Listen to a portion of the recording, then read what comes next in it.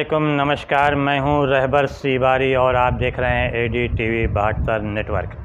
क्या गरीबों का कोई वजूद नहीं होता है? क्या गरीबों का कोई अस्तित्व नहीं होता है?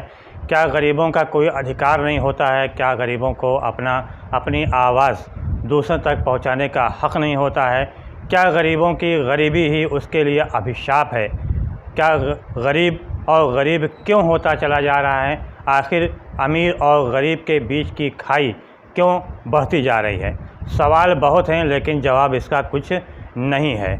जवाब इसलिए नहीं है क्योंकि गरीबी दूर करने के लिए, गरीबी उन्मूलन करने के लिए बढ़ चढ़ कर नारेबाजी तो की जाती है, दावे वादे सब किए जाते हैं, लेकिन इसको ज़मीनी हकीकत देने के लिए कभी किसी भी ने भी गंभीरता नहीं दिखाई।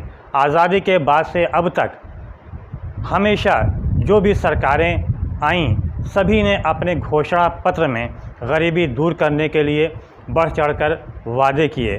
चुनाव रैलियों में बढ़ चढ़ कर दावे और वादे किए गए, लेकिन सरकार बनने के बाद, सत्ता में आने के बाद इन गरीबों को पूछने वाला कोई नहीं रहा। हाँ, दावे और वादे हमेशा समय समय पर ज़रूर किए जाते रहे कि गरीबी दूर करा दी जाएगी, गरीबों को अब गरीब नहीं रहने दिया जाएगा, लेकिन वास्तविकता इससे परे है।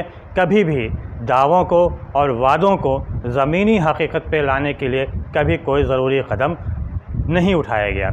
नतीजा ये है कि सरकारी आंकड़ों की तो बात नहीं जानते, सरकारी आंकड़ों की जानकारी भी नहीं है, लेकिन जो निजी संस्थाएं हैं जो गरीबी पर कार्य करती हैं, उनके अनुसार अगर देखा जाए तो देश की कुल आबादी का लगभग 40% आबादी जो गरीबी रेखा से नीचे जीवन व्यतीत कर रही है। ऐसे लोग झुग्गी झोपड़ी में ही रह रहे हैं, उनके सपने झुग्गी झोपड़ी में ही दम तोड़ दे रहे हैं, लेकिन उनके आगे बढ़ाने के लिए, उनको गरीबी से बाहर लाने के लिए, उनके उत्थान के लिए किसी भी प्रकार का कोई ठोस कदम नहीं उठाया जा रहा है। समय समय पर जो सामाजिक संस्थाएं हैं, कुछ सामाजिक संस्थाएं वो भी गरीबों के लिए कार्य करने का दावा करती हैं। ज़्यादातर स्वयंसेवी संस्थाएं सिर्फ कागज़ी तौर पर ही गरीबों की मदद करने, गरीबों के उत्थान की बातें करती हैं, लेकिन वास्तविकता उसमें भी यही है कि ज़मीनी हकीकत स्वयंसेवी संस्थाओं के द्वारा भी नहीं दी जाती। ऐसा भी नहीं है कि सरकार के द्वारा गरीबों के उत्थान के लिए योजनाएं नहीं संचालित हैं। योजनाएं संचालित हैं। जो लोग झुग्गी झोपड़ी में रह रहे हैं, उनके पक्के आवास में रहने का सपना पूरा करने के लिए प्रधानमंत्री आवासीय योजना का संचालन किया जा रहा है, लेकिन वास्तविकता यह है कि इस योजना का लाभ समुचित तरीके से लोगों तक नहीं पहुंच पा रहा है। अधिकारियों के भ्रष्टाचार का शिकार हुआ जा रहा है। अगर ऐसा ना होता तो शायद मौजूदा समय में जो लोग झुग्गी झोपड़ी में अपनी ज़िंदगी व्यतीत कर रहे हैं, वो इन झुग्गी झोपड़ी में ज़िंदगी उनकी व्यतीत न होती, उनका भी पक्के आवास में रहने का सपना पूरा हो जाता। दावे वादे बढ़ चढ़कर होते हैं, किए जाते हैं, ज़बानी तौर पर बोले भी जाते हैं, लेकिन जब इसको हम कागज़ पे देखते हैं या ज़मीन पे देखते हैं तो सारे ये दावे, सारे ये वादे खोखले साबित होते हैं। आप अंदाज़ा लगाइए कि अभी भी समाज में ऐसे लोग, तमाम लोग जो गरीबी रेखा से नीचे जीवन व्यतीत कर रहे हैं, उनके पास ना तो रहने के लिए समुचित घर है, ना उनको किसी भी प्रकार की योजनाओं का लाभ ही मिल रहा है। क्यों?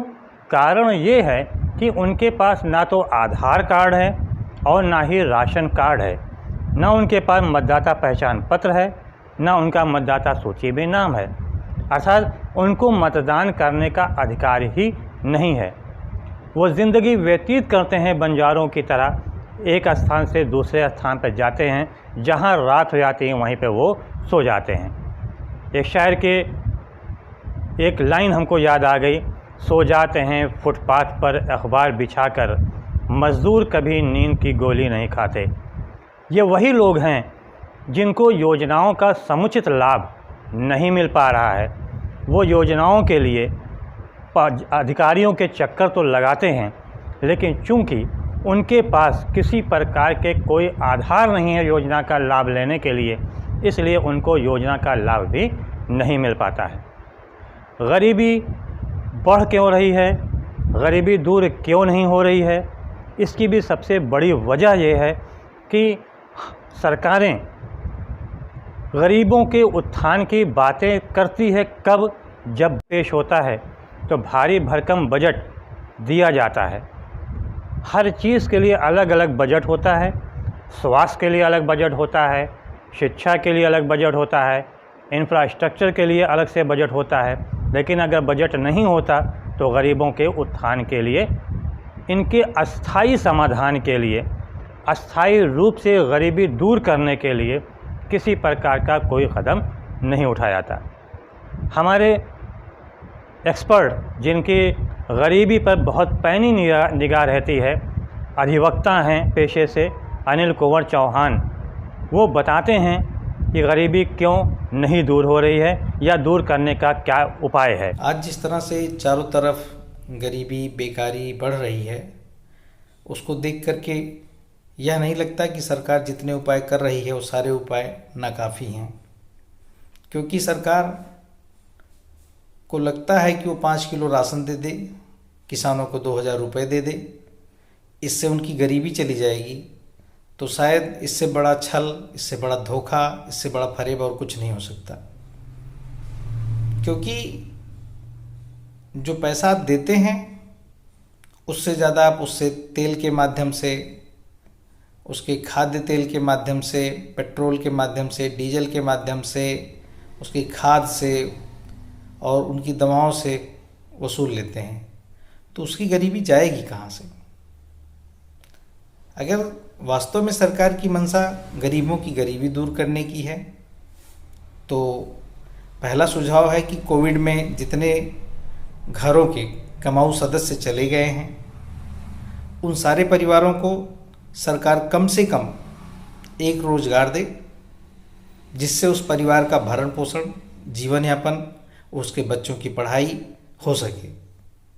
दूसरी चीज़, अगर सरकार वास्तव में गरीबी दूर करना चाहती है लोगों के पास काम हो, लोगों की जेबों में पैसे हों और यह अर्थव्यवस्था मजबूत हो, तो सरकार को लोगों की जेबों में पैसा डालना बंद करके लोगों को काम देना पड़ेगा, लोगों को उद्यमी बनाना पड़ेगा और लोगों को नौकरी देनी पड़ेगी। बड़े पूंजीपतियों को भी आगाह करता हूँ कि आप ये सोच रहे हैं कि लोग तो भले गरीब हो रहे हैं तो हमारे यहाँ औने पौने दाम में काम करेंगे। बेशक लोग आपके यहाँ औने पौने दाम में काम करेंगे, लेकिन लोग आपके प्रोडक्ट को खरीदेंगे कैसे? मार्केट में जब तक पैसा नहीं होगा लोगों की जेबों में, तब तक आपके प्रोडक्ट की कोई डिमांड नहीं होगी। आप वैसे भी कंपटीशन से बाहर होने वाले हैं। तो अगर आप चाहते हैं कि आप कंपटीशन में बने रहें तो लोगों की जेबों में पैसा डालना पड़ेगा। पैसा डालने से मेरा तात्पर्य ये नहीं कि आप उनको बैठा के दीजिए कुछ, बल्कि आप उनको काम दीजिए, उनको रोजगार दीजिए, उनको उद्यमी बनाइए, कुछ उनको काम सिखाइए जिसको करे और उनके प्रोडक्ट की डिमांड आप क्रिएट करिए। तो इन माध्यम से सरकार चाहे तो गरीबी दूर कर सकती है। 3 किलो गेहूं 2 किलो चावल दे देने से गरीबी दूर नहीं होगी। किसी के खाते में 500 रुपये दे देने से गरीबी दूर होने वाली नहीं है। किसी को चंद रुपए दे देने से गरीबी दूर होने वाली नहीं है। गरीबी दूर तब होगी जब 100% शिक्षा होगी, रोज़गार दिया जाएगा, तब गरीबी दूर होगी। अगर हम शिक्षित नहीं होंगे तो गरीबी दूर होने वाली देश से नहीं है, और जब तक गरीबी दूर नहीं होगी तब तक समाज और देश का विकास भी तेज़ी के साथ नहीं होगा। स्कूलों में कहा भी जा रहा है, हो भी रहा है कि जो सरकारी स्कूल हैं वहाँ पे बच्चों को निःशुल्क शिक्षा दी जा रही है। विभिन्न प्रकार की योजनाएं भी उनके लिए संचालित हैं। इसमें MDM से लेकर निःशुल्क उन्हें ड्रेस मिलता है, किताबें मिलती हैं, सब कुछ उन्हें निःशुल्क दिया जा रहा है। लेकिन ऐसे परिषदीय स्कूलों की हालत क्या है, ये किसी से छुपी नहीं है। बच्चों को अच्छे ढंग से, बेहतर ढंग से उन्हें शिक्षा भी नहीं दी जा रही है। सभी शिक्षित हों, ज़्यादा से ज़्यादा शिक्षित हों, इसका नारा भी दिया जाता है, लेकिन वास्तविकता ये है कि अभी भी तमाम ऐसे बच्चे हैं जो स्कूल का मुँह ही नहीं दे सके हैं और स्कूल के अंदर कदम भी नहीं रख सके हैं। और ऐसे बच्चे ढाबों में, होटलों में, चाय के होटलों में, रेस्टोरेंट में जूठे बर्तन धोते हुए अक्सर नज़र आ जाते हैं। ऐसे भी बच्चे अक्सर दिख जाते हैं जो कूड़ा करकट से में अपने सपनों को तलाश करते हैं। वहाँ पे गंदगी से वो पन्नी, अन्य प्रकार के सामान को एकत्र करते हैं और बीमारी का शिकार होकर वो वहीं दम तोड़ देते हैं। ऐसे लोगों के, ऐसे बच्चों के उत्थान के लिए किसी प्रकार का कोई ठोस कदम नहीं उठाया जाता। गरीबी दूर होगी, लेकिन उसके लिए सरकार को एक ठोस रणनीति बनानी होगी। सभी को 100% शिक्षित करना होगा, मुफ्तखोरी से छुटकारा दिलाना होगा। मुफ्त में अनाज देना या किसी के खाते में 500-1000 रुपये भेज देना, इसको बंद करना होगा। बल्कि इसके स्थान पर या तो उनको नौकरी दिया जाए या उनको कारोबार दिया जाए। और जब ऐसा होगा, रोज़गार से होंगे, शिक्षित सब होंगे, तभी गरीबी दूर हो सकेगी। तभी जो गरीबी दूर करने का, गरीबी उन्मूलन का जो दावा किया जाता है, जो नारा दिया जाता है, बढ़ चढ़ कर जो नारा दिया जाता है, इससे छुटकारा मिल सकेगा। और जिस दिन ऐसा हो जाएगा, उस दिन ये देश, समाज एक बार फिर से विकास के पथ पर तेज़ी से अग्रसर हो जाएगा।